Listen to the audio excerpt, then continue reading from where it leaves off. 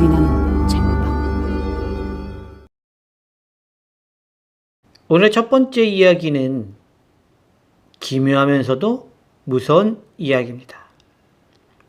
봄이 되어 진호, 여정 커플은 지방에 있는 큰 산으로 여행을 갔습니다. 산행 초보였던 그들은 무리해서 산행을 하다 그만 길을 잃고 말았습니다. 밤이 되고 배까지 고팠던 그들은 절망 상태에서 무작정 길을 걸었습니다. 핸드폰마저 말을 안 들어 누군가에게 도움을 청할 수도 없었죠. 그러던 중 그들은 운 좋게 불이 켜져 있는 산장을 하나 찾았습니다. 드디어 살았다고 생각하며 산장 내부로 들어갔으나 그곳에는 사람이 아무도 없었습니다. 이거 뭐지? 여기 왜 이래? 주인이 잠깐 어디 간 거 아니야? 배가 고팠던 그들은 1층에 있는 주방을 뒤졌고 거기서 라면을 찾아내 맛있게 끓여 먹었습니다. 아, 이제 살 것 같다. 그들이 한숨 돌리고 거실 소파로 가서 휴식을 취하는데 마침 산장 주인이 들어왔습니다. 키가 크고 험상궂게 생긴 남자였죠. 당신들 누구야? 남자는 그들을 몰아붙였고 진호와 여정은 자초지종을 말했으나 주인은 그들의 말을 들으려고 하지 않았습니다. 헛소리. 너희들은 산장도 무단 침입했고 라면도 공짜로 먹었으니 밥값을 해야지. 남자는 그들을 압박해서 산장 밖으로 끌고 나왔습니다. 여기에 땅을 파도록 해라. 안 그러면 경찰을 부르겠다. 어이없기도 하고 억울한 상황이기도 했지만 진호와 여정은 뭔가에 홀린 사람처럼 남자의 말을 따라 땅을 파기 시작했습니다. 무작정 땅을 파다 보니 어느새 산중에 해가 떠오르고 있었습니다. 도대체 우리 언제까지 땅을 파야 하는 거지? 진호와 여정이 투덜대며 계속 땅을 파는데 갑자기 진호의 삽 끝에 무언가 불길한 게 걸렸습니다.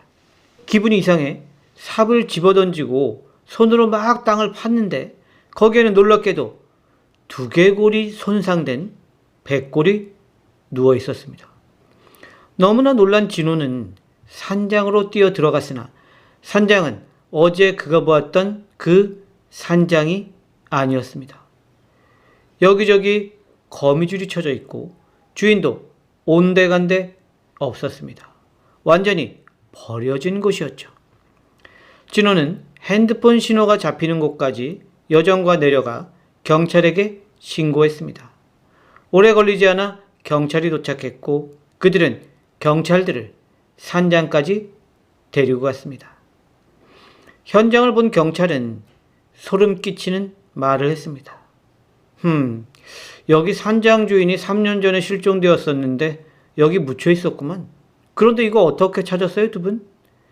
경찰이 산장 주인과 같이 묻혀 있던 그의 신분증을 확인한 후 진호와 여정에게 물었지만 그들은 제대로 대답할 수 없었습니다. 그저 속으로 죽은 산장 주인이 자신의 시신을 찾아달라고 그들을 끌어들인 거라고 생각할 뿐이었죠.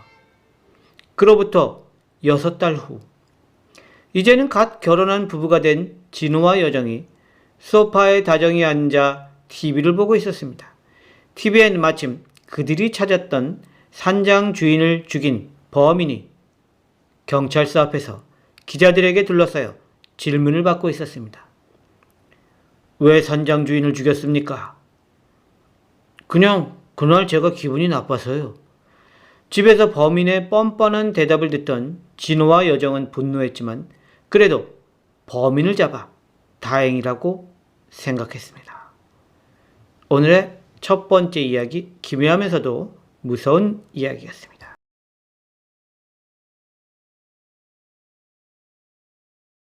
오늘의 두 번째 이야기는 무서운 이야기입니다. 언제부터인가 마을 귀퉁이에 있는 집은 검은 집이라고 불렸습니다. 검은 집이라고 불리는 이유는 늘 그 집 창문에 검은 커튼이 드리워져 있었기 때문이었습니다. 그래서 그 분위기가 꽤나 음침했죠. 소문으로는 그 집에 들어간 사람들은 결국 병을 앓거나 사고를 당해 죽게 된다고도 했죠. 그 마을의 외곽에서 무당을 하고 있는 선녀보살도 그 소문을 잘 알고 있었습니다. 그 집을 방문하면 병을 앓거나 사고를 당한다고? 귀신이라도 있는 건가? 대수롭지 않게 생각했는데 이번에 찾아온 손님의 이야기를 듣고 보니 선녀보살은 그곳에 가지 않을 수 없었습니다. 제 멀쩡한 아들이 그 검은 집에 다녀와서 실성을 했습니다. 제발 보살님 도와주십시오. 오랫동안 선녀보살의 단골이었던 영순할매의 말을 들은 선녀보살은 실성을 한 그의 아들을 직접 집에 가서 보고는 확신했습니다. 그 집에 평범한 귀신이 아니라 악귀가 사는구만. 선녀보살은 그 검은 집으로 들어가기로 결심했습니다. 그로부터 3일 후 모든 준비를 마친 선녀보살은 그 검은 집으로 들어가 구슬하기 위해 그 집 앞까지 걸어갔습니다. 정말 음기가 충천이구나.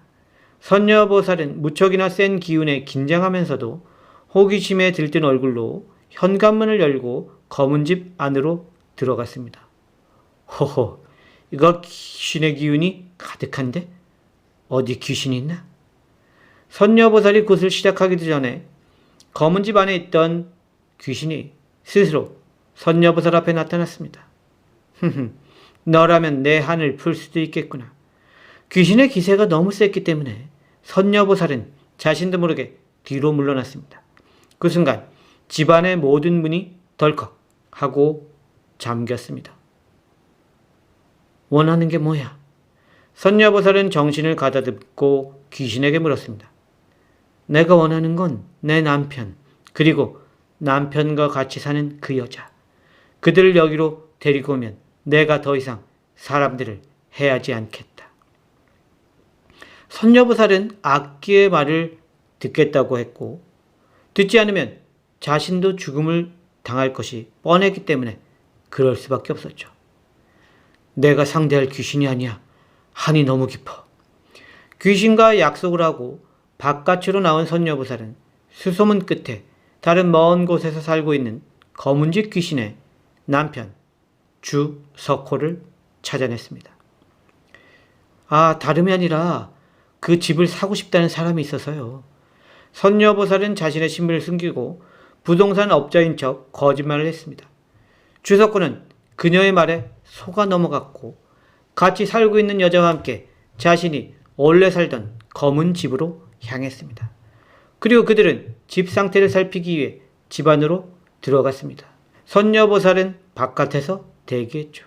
그런데 그들이 집에 들어가자마자 놀라운 일이 벌어지고 말았습니다. 집이 바로 무너져 버린 것이었습니다. 순식간에 벌어진 일이었기 때문에 주석호와 그의 여자친구는 그 안에서 즉사했습니다. 그날 밤 선녀보살은 꿈을 꾸었습니다. 검은 집에 있던 그 귀신이 그녀에게 나타나 고맙다고 하며 자신은 검은 집 뒤에 있는 야산에 묻혀 있다고 말했습니다. 남편이 다른 여자를 만나는 중에 부부싸움이 벌어졌고 우발적으로 자신을 죽인 남편이 자신을 야산에 묻고 도망쳤다는 이야기였습니다. 선녀보살은 사람들을 시켜 꿈에서 보았던 야산으로 같이 올라갔고 그곳에서 정말 검은 집 귀신 이수경의 오래된 백골을 발견하게 되었습니다. 그리고 선녀보살은 검은 집에 살던 이수경을 위한 천도제까지 지내주고 그녀를 저승으로 보내줌으로써 모든 일을 마무리했습니다. 그 후로 영순할매 아들의 정신은 돌아왔고 다시는 마을에서 불미스러운 사건이 일어나지 않았습니다. 오늘의 두 번째 이야기, 무서운 이야기였습니다.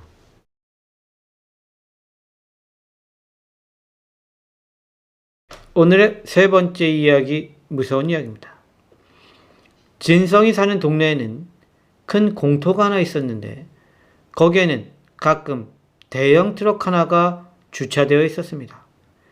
예전에 트럭 운전을 했던 진성은 트럭의 모양이 희한해서 가끔 그 트럭을 구경했어요. 특히 트럭에 붙여놓은 뭔가가 그의 눈에 들어왔던 거죠. 기사님이 재밌는 사람이네. 트럭에 인형을 한 개도 아니고 여러 개 붙이고 다니네. 트럭 정면 앞유리 위쪽에 인형들이 대롱대롱 매달려 있었던 것이었습니다. 그런데 그 인형들의 모양이 하나같이 기괴했습니다. 코나 입이 비뚤어진 흉측한 것들이었고요. 그 중에는 해골 모양의 인형도 있었습니다. 특이한 취미를 가진 사람인가? 저렇게 주렁주렁 달고 다니면 귀신이라도 붙는 거 아니야? 가끔 진성은 그 트럭 앞에 서서 멍하니 트럭 위쪽을 올려다봤는데 어느 날 누군가 진성의 어깨를 툭툭 건드렸습니다. 누구신데 자꾸 내 트럭을 올려다보시나? 돌아서서 이야기를 나누다 보니 진성의 어깨를 건드린 남자는 그 트럭의 운전사였습니다. 진성은 자신이 궁금했던 것을 그에게 물었습니다. 기사님, 인형은 왜 이렇게 많이 달고 다니시는 건가요?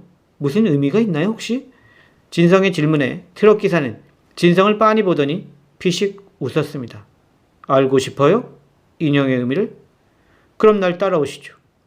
트럭 기사는 진성을 자신의 트럭 짐칸으로 끌어들였고 진성은 별 의심 없이 거기로 따라 들어갔습니다. 진성이 트럭 짐칸으로 간 지 10분도 안 되어 비명이 터져 나왔고 진성은 그곳에서 죽음을 맞이했습니다. 하지만 폐쇄된 공간에서 벌어진 일이라 아무도 그 소리를 듣지 못했습니다. 진성을 죽인 트럭 기사는 밖으로 나와 트럭 앞유리 위쪽에 인형을 또 하나 매달고 있었습니다. 허허, 이제 인형이 9개네. 열심히 하면 100개는 채울 수 있을 거야. 트럭 기사는 신이 난 듯 어깨를 들썩이며 진성의 시신을 아무도 모르는 곳에 묻기 위해 트럭을 운전했습니다. 결국 트럭 앞유리 위쪽에 있던 인형들은 트럭 기사가 죽인 사람들의 숫자와 같았습니다. 오늘의 세 번째 이야기, 무서운 이야기였습니다.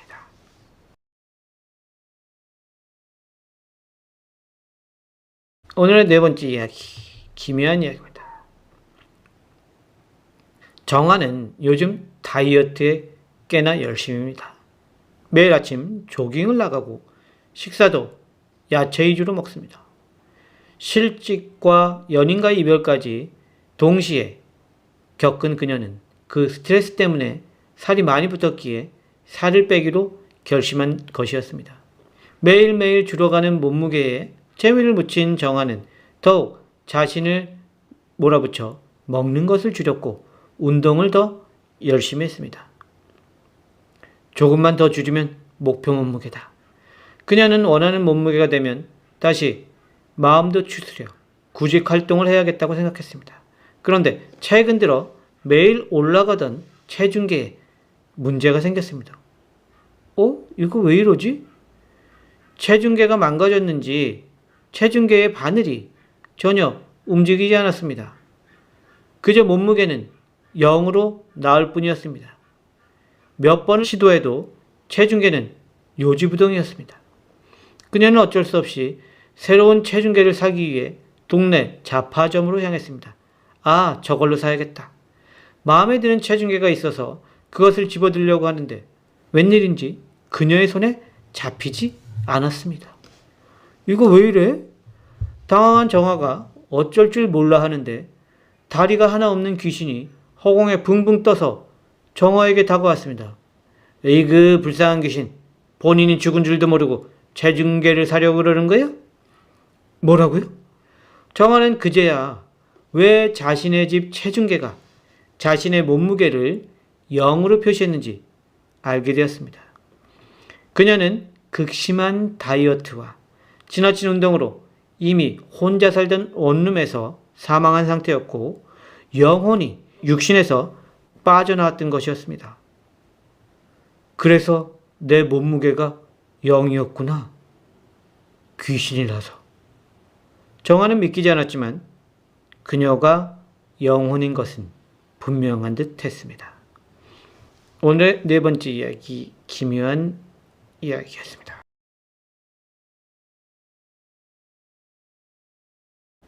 오늘의 마지막 이야기는 배경을 보니까 왠지 무서운 이야기일 것 같은데요. 오늘의 마지막 이야기, 무서운 이야기입니다.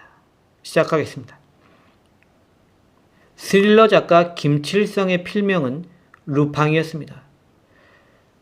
그의 소설은 늘 범죄자가 주인공이었는데요. 범죄자가 행하는 말이나 행동이 너무나 리얼해서 그의 소설을 좋아하는 매니아층 독자들이 꽤나 생겼습니다. 그의 소설의 매니아 중 하나였던 성현도 루팡의 열렬한 팬이었습니다. 성현은 그에게 매일 메일을 쓰고 선물을 보내는 등 자신의 팬심을 아낌없이 보였습니다.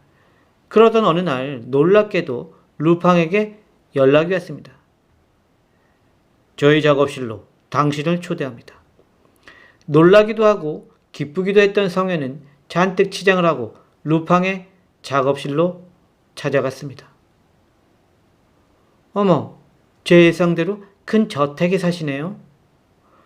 루팡은 성현을 극진하게 대접했고 성현은 하늘을 날아갈 듯 기분이 좋았습니다. 소위 말하는 성공한 덕후가 된 듯한 느낌이었습니다. 루팡의 거실에서 근사한 저녁을 대접받은 성현은 그와 함께 와인까지 마셨습니다. 분위기가 좋아지자 루팡은 성현을 자신의 지하 작업실로 안내했습니다. 실은 내 작업에 큰 아이디어를 주는 공간이 지하에 있습니다. 조금 거친 느낌이긴 해도 성현 씨에게 보여주고 싶군요. 성현은 큰 의심 없이 그를 따라 지하 작업실로 내려갔고 그곳에서 너무나 기괴한 광경을 보게 되었습니다. 아니, 지하실에 이런 도구는 왜 있어요?